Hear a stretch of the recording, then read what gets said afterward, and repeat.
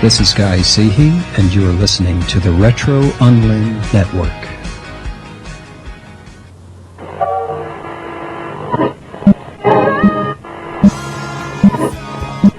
Correctly with the correct amount.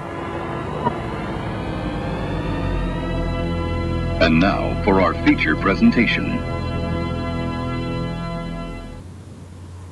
Hello, everybody. This is the Untitled Movie Show for Wednesday, March 18th, 2015. I'm, of course, your host, Mr. Miguel Leon. A new week, a new setup, a new microphone, if you hadn't noticed the call quality. So there's pretty much no way I can go into this. But we have the rest of the people here. We have my fellow Deadites, Mr. Michael Burhan.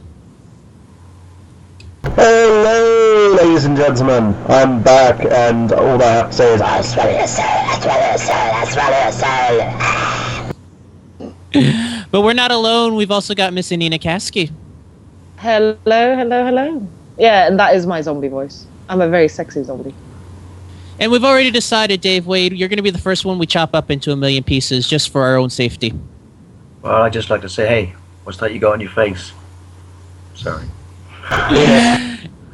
And if you hadn't already guessed by my not-so-subtle gestures, tonight's topic is going to be Evil Dead. We're going to take a look at the Evil Dead franchise in honor of the most recent news about the upcoming Evil Dead TV series. We've decided to look back at the franchise as a whole. A franchise that's interesting, for lack of better terms. And the reason I say that to kind of start us... It's a great franchise, but I think the first thing we can all notice is that it's a franchise that tends to go all over the place of sorts. I've never seen a franchise that is so different from film to film in terms of tone, in terms of quality. It's one of those things to where, and I'll say this more so about the later films, you could really take each of these films and hold them as their own. Like, they really, if they were all named a different name, you wouldn't tell the difference. They're in-name only sequels in a sense. I'm not saying that they're bad, I'm just saying they all bring something new to the table. Am I wrong, Burhan, in saying that? Not really, and the funny thing about it as well, they actually did change the name in the third film. It was, they went totally meta with it and ended up calling it, what was it, Bruce Campbell versus the Army of Darkness? Yeah. Ash Williams. Yeah, and there's another title, it's called Bruce Campbell versus the Medieval Dead. Yeah, and it's basically the film itself, especially over here in Europe, was distributed under a different name. So it's like, what kind of balls do you have to basically name the film after the actor, not even the character, the actor?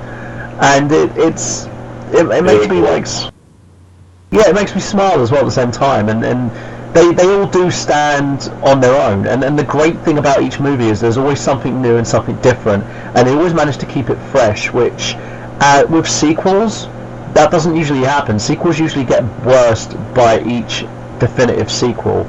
With this, it basically got better and better, in my opinion. Well, we'll get to sequels because when we get to the second movie, we'll talk about something that I've actually never seen a franchise do before. But let's start off. Let's start off with the first film in the franchise, because this is a very heady film we're going to be talking about. 1981's The Evil Dead, or 83 if we're talking about the UK. And the reason I say that is because that's exactly what I was going to say. You guys couldn't even get the film over there. Dave, since Burhan's already talked, can you tell the people at home about what the video nasties are?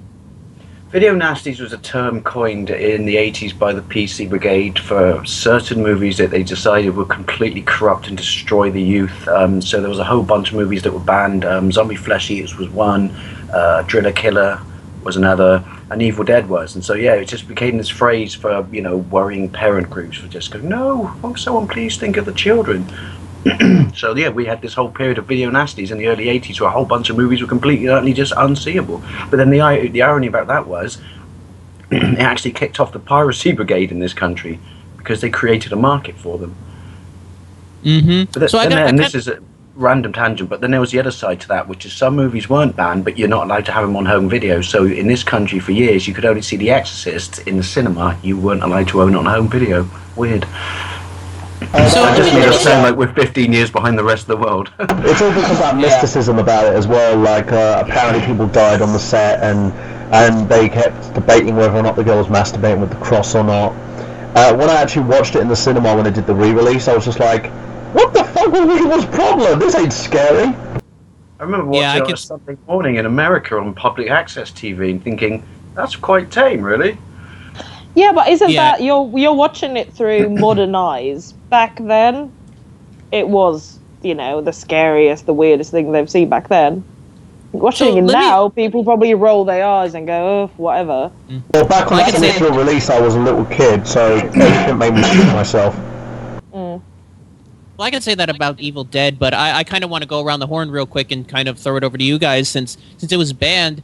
How did you guys get a hold of Evil Dead? I'll start it with you, Burhan. Well, mine was basically through great parenting.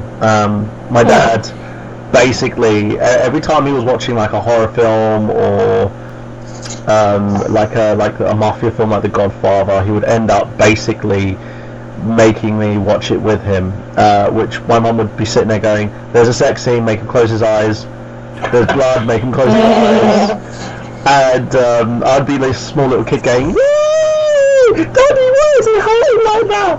And then end up having my dad pause the movie and basically explain to me why this isn't real. Pretty much. Well, that's for other reasons, but we won't go into that. Yeah, mostly it's just because of the very extremely small penis. And I make chipmunks just look at me and go, ha! And, but yeah, the whole thing about the movie, what caught my eye is, one, it was Bruce Campbell. I felt that his acting as Ash Williams was frigging hilarious. Secondly, the fact that it was a B movie to its core. It was one of those films you looked at it, you know, especially with the first movie, it was like black and white, very dense, and kind of it was supposed to be shocking, but the practical effects made it also comical at the same time. And I never considered it in the same vein as other movies, and it kind of got me to start watching movies like Friday the 13th and the Nightmare on Elm Street series just because of it, you know. And it's and I find it's actually one of my favourite horror movies of all time because of the fact that as a kid it was just so accessible to me. It wasn't, you know, I wasn't scared, I was more intrigued, and it also made me a lot more curious about practical effects as well. So I always loved my dad for that fact, the fact that he just didn't give a shit about what I watched. But at the same time, it's kind of shocking. Parenting, you're doing it right. How about you, Annina? How did you get a hold of your first viewing of Evil Dead? In Finland, we didn't ban films in the same way as UK did. So it was easier to see these films. I saw it on TV as a teenager. It was just on TV. Obviously, I didn't see it when it first came out because I was a bit too young for that. But yeah, we didn't. Actually, funnily enough, I have not seen The Exorcist, but I remember it was marketed in Finland in the whole, people fainted in the screenings, but see it. Like we didn't. There's age limits, and then we kind of leave people at that. Like, this has an age rating, that's what it is. If you're old enough, you can watch it, but we don't. I've never heard of Finland banning a film. I haven't heard that. I've heard of other countries banning the film, but Finland itself just kind of goes, well, it was made, so, meh. We're too busy fishing. Yeah, we're too busy, like, well, the Finnish mentality is like, if you don't like it, stop watching. End of. If you're offended, stop watching. Don't like it, come boil some blubber with us and help us make soap. Sorry. That would be... Are they Eskimos? That would be Eskimos, darling. Yeah. I do know that, thank you very much. If you're going to insult my country, at least get the references right. Or you can basically like do it just using Fight Club as a reference, you know, I'm just saying. One of the biggest, what, Finland makes soap out of fat people?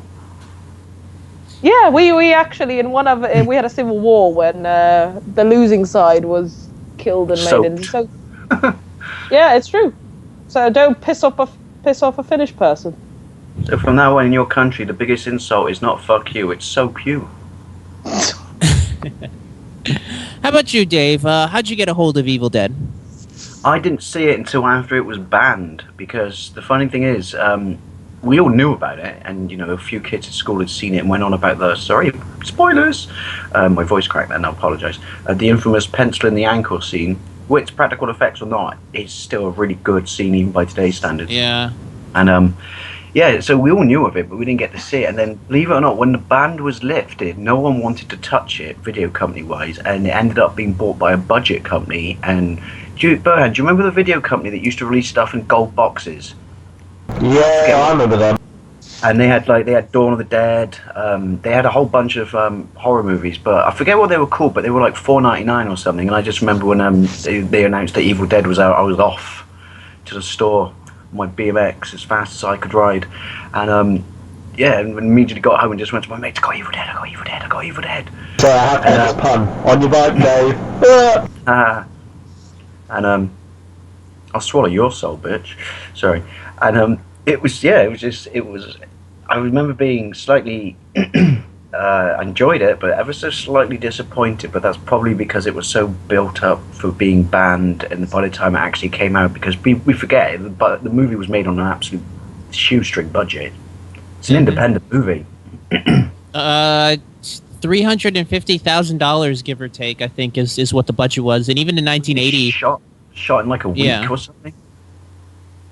Yeah, I recently saw this. I actually saw it within a week because, for me, my two favorites were a tie between Evil Dead 2 and Army of Darkness. I actually never saw the first Evil Dead, mostly because I had heard, if I've seen Evil Dead 2, I've pretty much already seen Evil Dead. So I was just like, okay, I don't need to go see it. But in preparation for the show, I was like, let me actually get down and watching this. And Evil Dead is kind of one of those three. I consider there are three gods of independent cinema for people. There's Clerks, there's El Mariachi, and there's Evil Dead. When you talk about independent films that made it huge, those are the big three. People say Reservoir Dogs, but I don't consider Reservoir Dogs an independent film because you have friggin' Harvey Keitel in there. It's not an independent film. With the budget, it kind of is. To me, like I said, independent film, it's not about, you also have to have a case of, I'm sure if we tried hard enough, we could get a third-rate actor in our movies as well. But it's a encompassing thing, because remember, keep in mind, for Evil Dead, Bruce Campbell wasn't a thing. He hadn't really. I think this was one of his first movies, so there was really no actors involved. Same thing with, like I said, El Mariachi and Clerks. So going into this, I did have kind of a build-up involved, and look, I give a lot of respect to the production. But to me, I was not impressed by the movie. There were a lot of good shots to the film that I liked, especially towards the end when Sam Raimi really started to get fancy with his camera work. But for the most part, a lot of the scares in the movie, with the exception of one real build-up scene, are kind of cheesy, and to me go on a little bit too long. It's kind of like, just when you think the horror of it is ending, they just keep going, and I'm just like, all right, now I'm bored at this point. It's not terrifying, it's not scary, it's just gone on a little bit too long. And I know this is, considering the budget, I'm kind of nitpicking on this, but I'll say one specific aspect of the film that just kept taking me out of the movie. And if you guys have seen the movie, you know exactly what I'm talking about. Every time they do an outside shot of the cabin and the moon is in the scene, you can tell the moon is an overlay because they didn't quite get the coloring right for the actual moon scene. So you're looking at this moon, this really scary looking moon, and this perfect square of black around it. Like, literally you can see the outline of it. And every time it popped up, I'm just like, ugh. I don't want to notice it, but it's like... Filmmakers at this point, and it was, as we said, shot on absolutely nothing. Exactly. Yeah, Lucas, who basically be doing all the digital effects, just trying to make the moon stand out a lot more and stuff. And I understand that. And that's probably one of the reasons this inspired the Evil Dead remake that they did. They wanted to make it truly scary, and I think the one thing about the film that people don't get is it's B-movie cheese. In a sense, it is. Yeah. It's one of those. It's B movies in every aspect. It's B movie in terms of the post production and editing. It's B movie in terms of grading. It's B movie in terms of acting. It's B movie in terms of the horror in terms of that as well. And it was also, for what most people don't get, was actually on the same level as most B movies, where they used to use horror movies like this, as we talked about, where they were considered fodder for big studios to kind of make those big cash cows so that they could sell their bigger productions, and it's actually quite funny because it's one of the things that I could probably name about 5 or 6 different actors from the Evil Dead franchise. Well, probably not 5 or 6, but 5 or 6 different people, should I say, that came out of it who basically ended up making a successful kind of run in their terms of their careers. Most notably, of course, Bruce Campbell and Sam Raimi. So it did do its job, but I do get it. When you look at it through like a new, fresh pair of eyes, you probably think, what is this shit?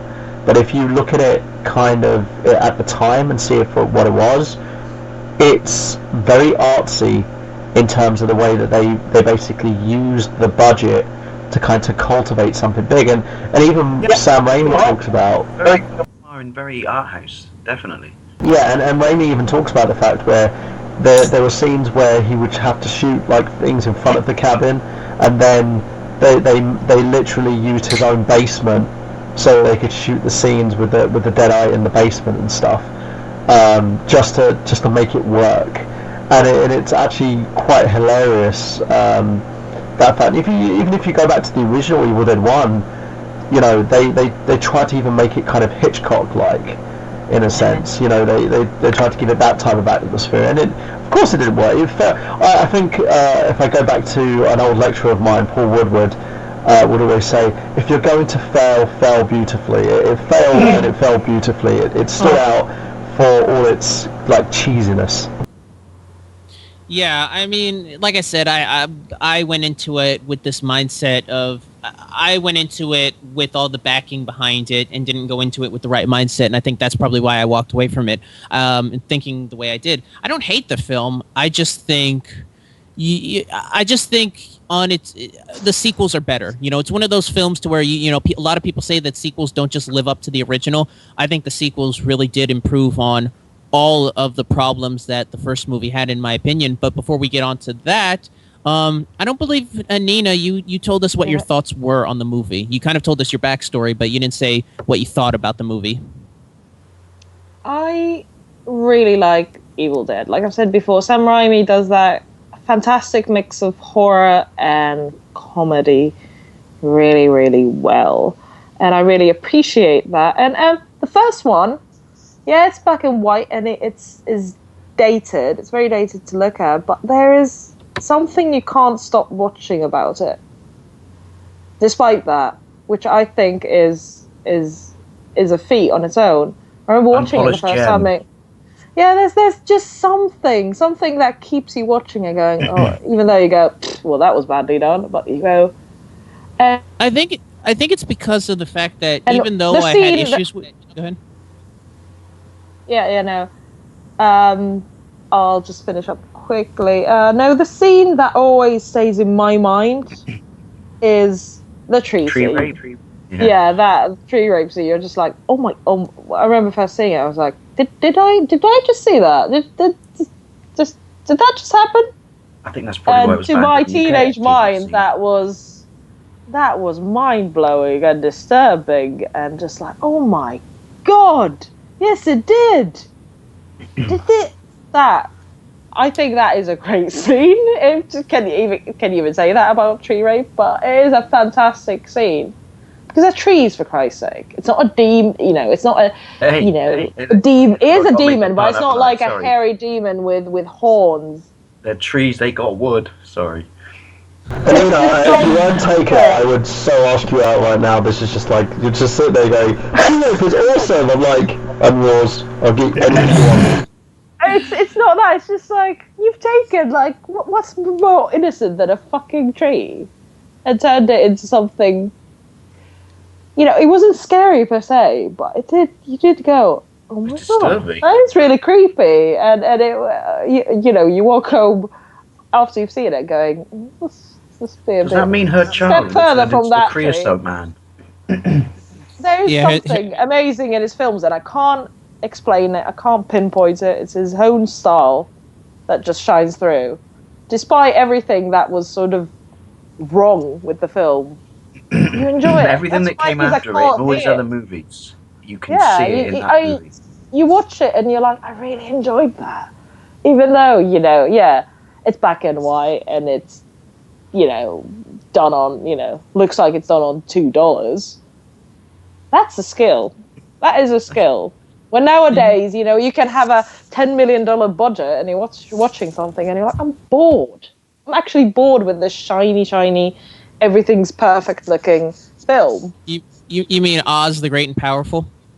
There's, Oh, a lot of that's films that's I a whole watch other and I'm show in like, that one. this is a lot of films fall into, this is beautiful nothing. It looks pretty, but I'm not interested in it. I'm not, there's nothing, it doesn't emotionally affect me. It's just, it's there. It's like a pretty screensaver.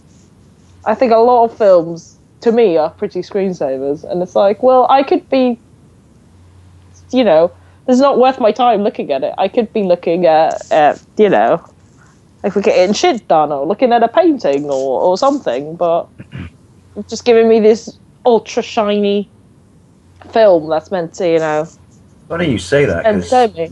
tiny little tangent, but on the stuff being too shiny, the remake of The Wolfman was on Film 4 last night, and I started watching it, and I was watching one of the transformation scenes, and I just went, this is so synthetic, and then it made me actually stick on American Werewolf in London and watch something that was practical, because shiny and fantastic sometimes just does not take the place of good old fashioned rubber and practicality. Yeah, I agree. I so agree. Like, That scared the piss out of me when I was a kid. I remember not being able to sleep for days after watching that movie. Ugh. or something like The Fly, the change scene in The Fly.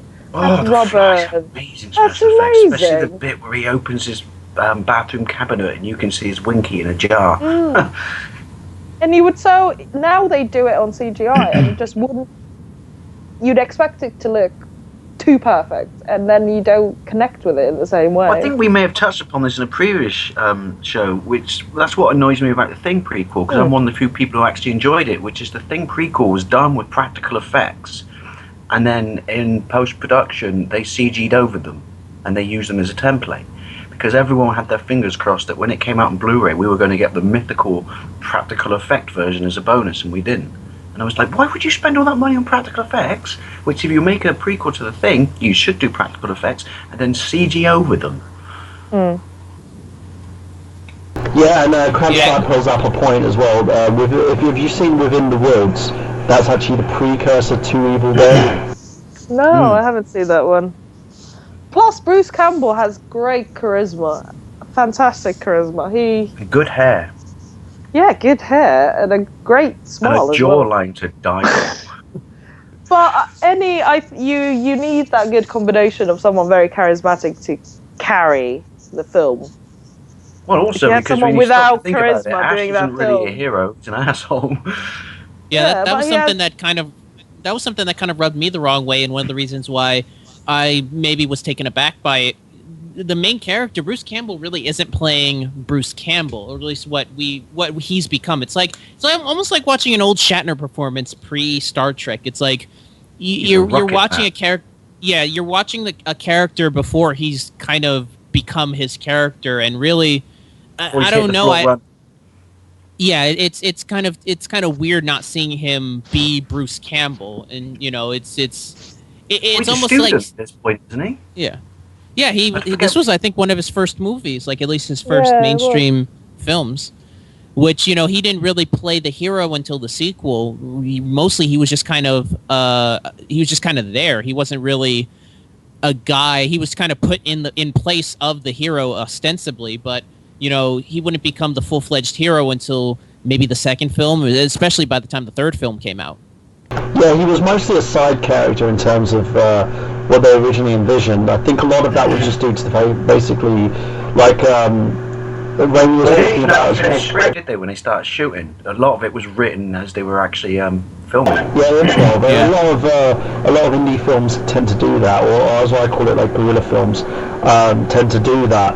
I know sometimes I like to have a template of a script done, and if things need to be changed in terms of what people want, in terms for them to actually become their characters, I'm fine with that as long as it doesn't sound too cheesy. with his character though, I don't think he was intended to stick around, but because people liked him so much, it got to the point where the film started centering around him, and I liked it. And I think the character development for his character, from being a dick to basically being the cool like anti-hero, really worked for him, because it's not something that you would have seen. It's very left field. Yeah, there's a couple bits of backstage information on this film. First off, do you know who was really pivotal in this film actually getting distributed here in the U.S.? Rosebud? Stephen King, wasn't it?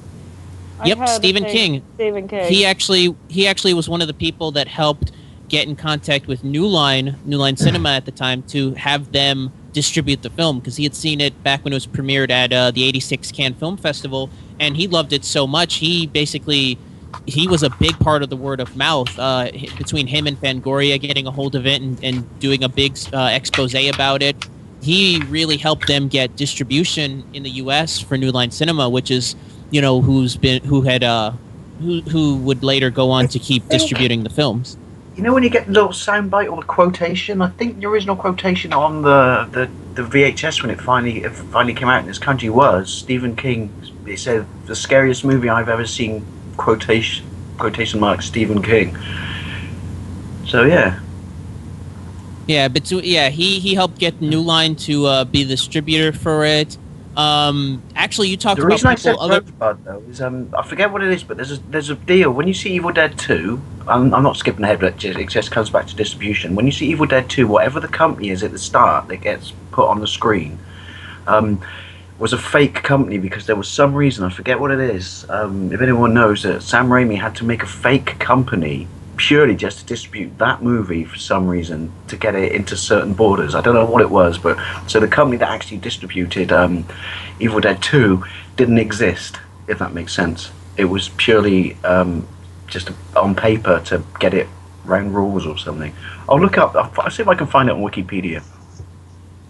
Yeah, they had a lot of issues with this with the first one, especially when you consider the whole video nasties thing. But going back to what I was going to say, Burhan, you mentioned people that were associated with it that would go on to be, successful later on. This was one of the first films that actually Raimi worked with two brothers who would become big directors later down the line, Joel and Ethan Coen. They were the editors. They were working for the editing company that edited The Evil Dead. And they actually, both of the Coens and Sam Raimi have actually worked together on several projects, including Coen's first film, Blood Simple. Raimi was the editor for that one. I think basically what happens is anytime, for the most part early on, whenever the Coens would need an editor, they would go to Sam Raimi, and whenever Raimi would need an editor, he would go to one of the Coen brothers. They had a symbiotic relationship early on in their careers. I think they lived in Michigan at the time, so I think that's kind of how they became kind of linked. I think it was probably necessity born out of, if you were, a poor broke filmmaker, it was, go to your mates because it keeps costs down. And also, ladies and gents, if you want to know more about this and the process, check out If Chins Could Kill, Confessions of a Movie Actor by Bruce Campbell. I have 2 variations of that book in paperback, got one on Kindle as well. It's a fantastic read, and it talks about all the process for the Evil Dead movies, and even his struggle in trying to be a mainstream actor as well and play politics, so to speak.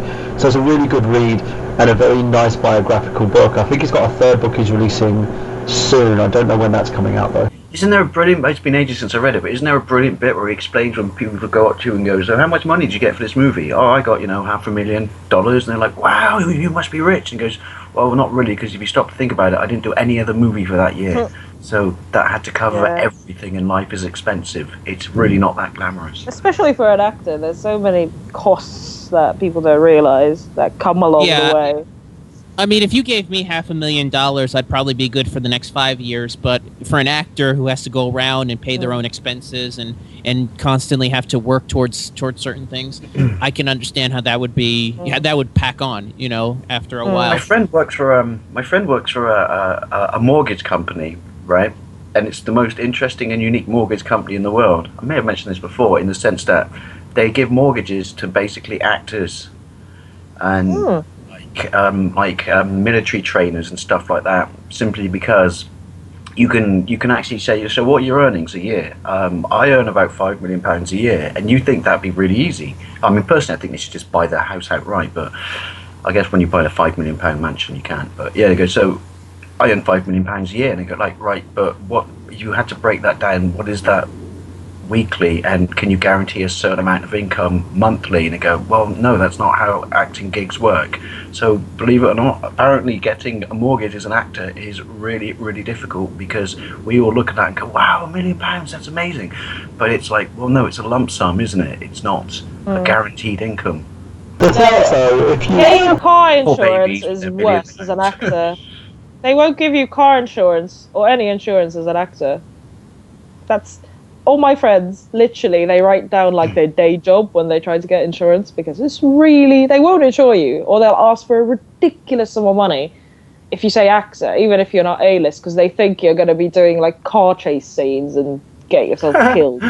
Literally, they're like, oh, it's a really high hazard occupation, and it's like, most of the time I sit on a sofa and talk to someone. Come on, give me car insurance. But they're like, It's no. kind of like driving, just without pedals. Literally. I agree with you. Not actor people. Well, the thing is as well that you've got to look at, and I know a lot of people just like, if you read about Bruce Campbell's living situation, he was the fact that he had to like help produce the movie as well. The funds didn't just exactly come from Raimi himself. Everyone kind of pulled in. Well, the entire cast fucking chucked in a couple of bucks, didn't they?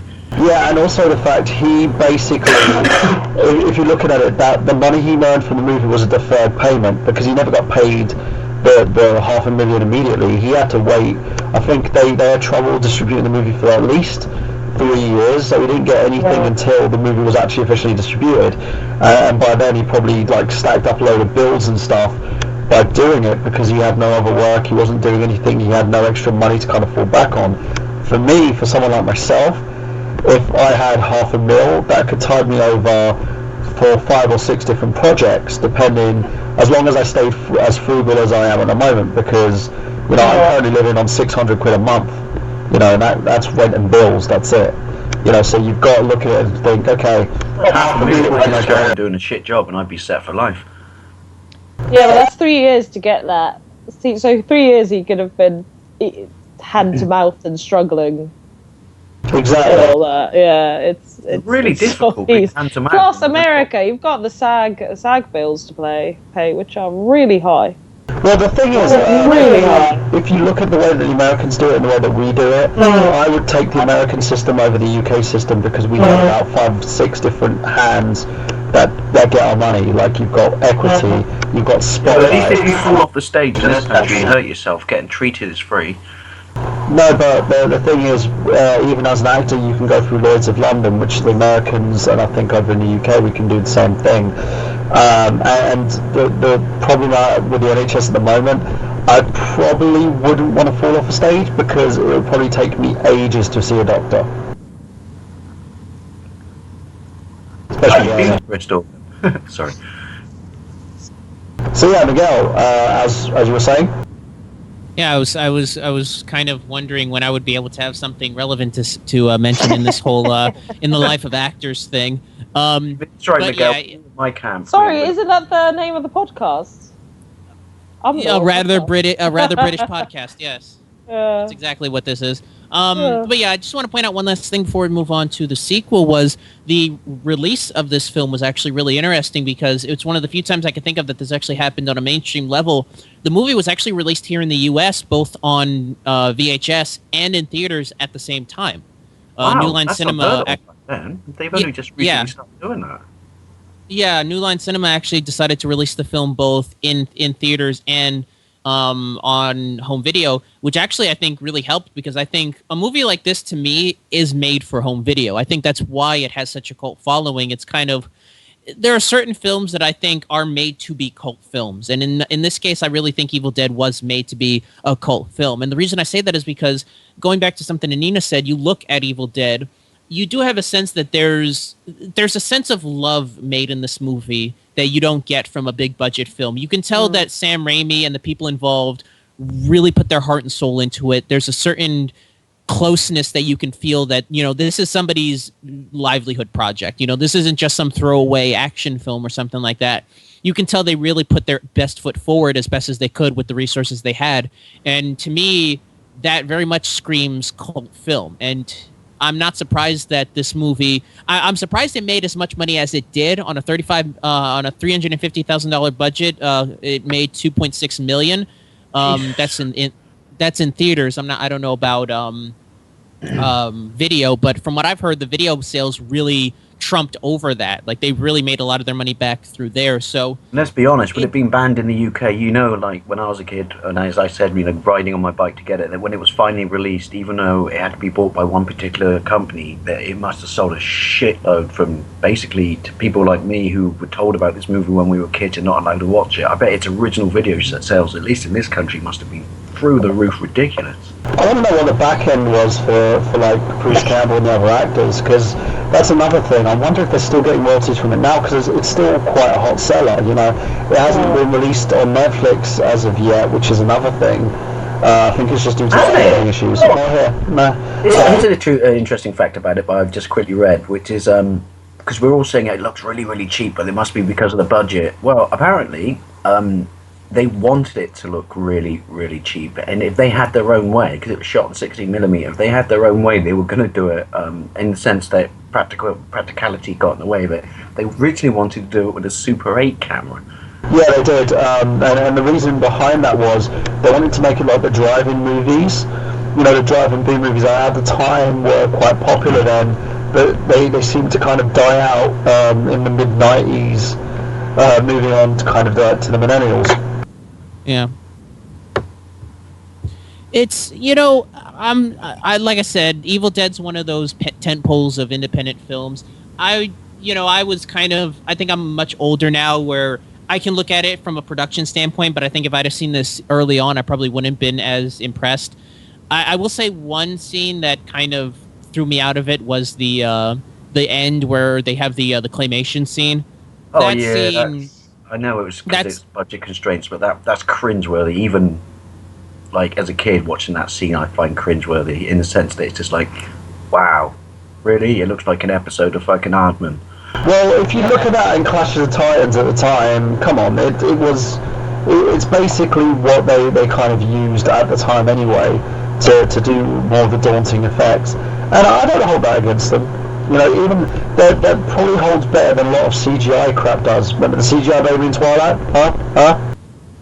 Yeah, I love the 70s Clash of the Titans. I love it. I do. I think it's brilliant. Yeah, I do brilliant. too. Still the best depiction of Medusa on screen, in my opinion. Yeah, I just there's something lovely about claymation, I think.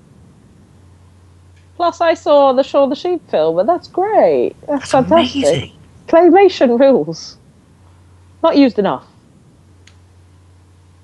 Yeah, because it takes forever, but there should be more. Well, no, there had one recently with Paranorman, the children's film. That was actually a really good movie. I really liked that film a lot. I thought I've not seen it. I thought based on the commercials it was CG, but that's claymation, is it? Yeah, it's stop motion. Oh, nice. No, I haven't seen that one. Frankenweenie was similar, wasn't it? Yeah. Similar style, but I didn't see. True story. The reason Aardman broke their contract, because when they made Chicken Run, even though Chicken Run was really, really successful, and then I forget the one after it, Flushed Away or something, but that was CG. Yeah. The reason Aardman broke their contract, because they had a get-out clause, was they said, to Hollywood, it's all well and good that you have computers that can perfectly replicate our stop animation, but it's not the same. And he said one of the reasons he broke the contract was he said, if you look at an Aardman film, you can actually see fingerprints on the people's faces and stuff. And he goes, you looked at Flushed Away, and it was kind of like, squinting. It's like, it kind of looks like us, but it's not really us. Yeah, it's one of those things where I think they tried to take away everything that made him unique, and they didn't like it at all. which is a shame. You know, but obviously, you know they're in Bristol, right, Ardman? This is true, right? Because we do it every now and then. Is you can walk by and you can peer in their windows, and they must just get sick and tired of people doing this. And you can kind of squint and see just stuff in the background, and you're like, "Ooh, what's that going to be? What's that going to be? Ooh, what's that? Is that your new movie?" They must just think, "Oh, fucking hell, we really should get some blinds." People underestimate the power of the imperfections. Imperfections is what makes something beautiful or lovely or This comes back to interesting. Evil Dead, I guess. It does, So yeah. I retract my It's filled statement with about- imperfections, but it's great, despite all that, or because of all that. I don't know. Can't say. So here we go, and I really want to get onto this one because I'm reading the backstory of this, and there's a lot of backstory to this movie. 1987's Evil Dead 2, which we talked about how interesting the sequels were for this one. This is one of the first times I could think of a movie sequel basically being a remake of the first movie with a bigger budget. I mean, that's essentially what Evil Dead 2 is. Now, there's a lot of issues with Evil Dead 2 in terms of it being a sequel, being a remake of the first one that I'm reading up on. But before we get into the history behind it, and I'll say my opinions on it when we go around again, Burhan, what's your thoughts on Evil Dead 2? The fact they had to retcon everything made me laugh, because I sat there, I was like, I've seen this movie before, I don't know why.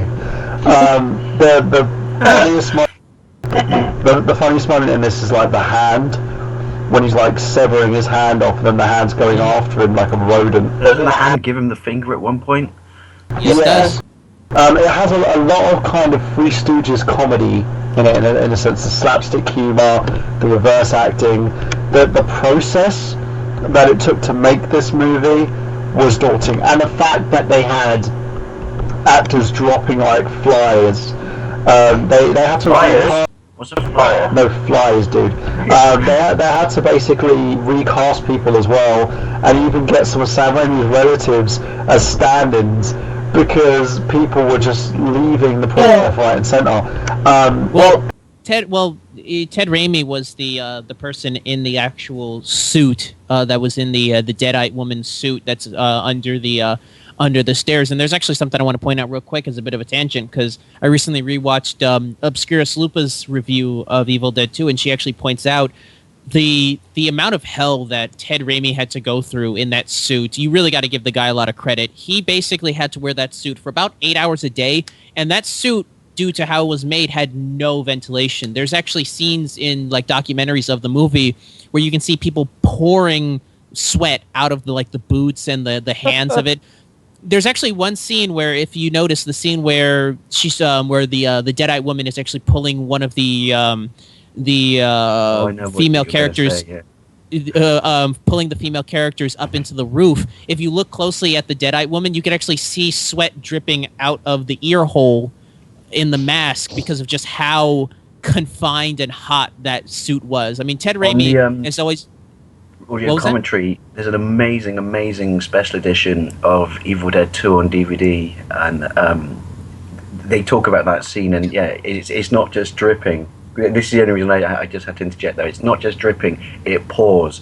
There's a scene when she's sideways in the air, and literally it's like a pipette squirting, and they actually decided that, we'll leave it in, and everyone thought it was an actual practical effect, and it wasn't. It was the poor man's sweat being so built up in the suit, and it doesn't drip, it pours. Ooh. Yeah, Ted Raimi's always good for that. He always pops up in his brother's works. I always remember him as Joxer from Xena Warrior Princess, but I mean, he's one of those guys, if I see him pop up and it's in a Sam Raimi film, I kind of mark out a bit. But anything else you were going to say, Burhan, before I cut you off? Yeah, also the fact that he probably, knowing the fact that he played Ben Urich in the Spider-Man movies, he probably just sat there and went, yep, I paid my dues, but now I go big.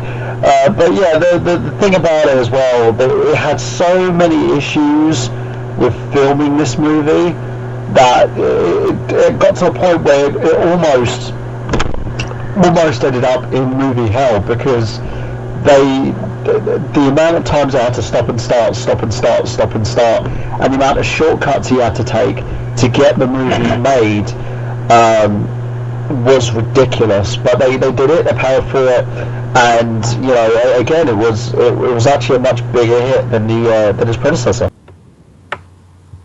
Yeah. It's like I said, they wanted to basically remake this film again, and there were a lot of issues on why they couldn't. Actually, you mentioned cast members. One of the reasons why they actually have a different cast is because of rights.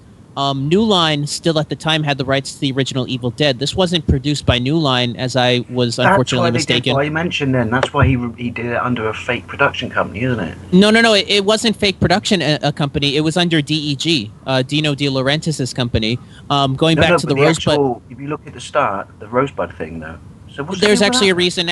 There's actually a reason as to why that was the case, because Dino had the theatrical rights internationally. And if you ever watch the international cuts of Evil Dead 2, they're actually severely cut because overseas it was like the movie was getting an X rating. So over here in the States, the original cut got an R. Dino didn't want to release the original cut because he figured, I'm releasing the edited version overseas. Why am I going to release a different version in the U.S.? So Raimi managed to work out a deal where he got the rights theatrically in the U.S. to release the film and created Rosebud. What's the company? Rosebud. What's the name of the company? Rosebud something. I just had the article up. God, where is that? Rosebud Releasing Corp. That's what it was called. Yeah, he created that company simply so he could release his version of the film in the U.S. There was a lot of issues with him and Dino. For one thing, Dino didn't even want to do Evil Dead 2. He signed on Raimi during the production of Crime Wave because he wanted him to adapt a Stephen King novel.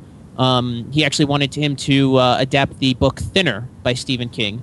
But after the failure that Crime Wave was, that was the crime movie that Sam Raimi made shortly after Evil Dead, Dino was like, all right, you flopped doing your own original film. Let's do something that I know is going to be a hit. Let's do a sequel to Evil Dead. Because Raimi didn't want to do an Evil Dead sequel, but Dino said he would only give them the money to do it if he did Evil Dead 2, so he ended up doing Evil Dead 2.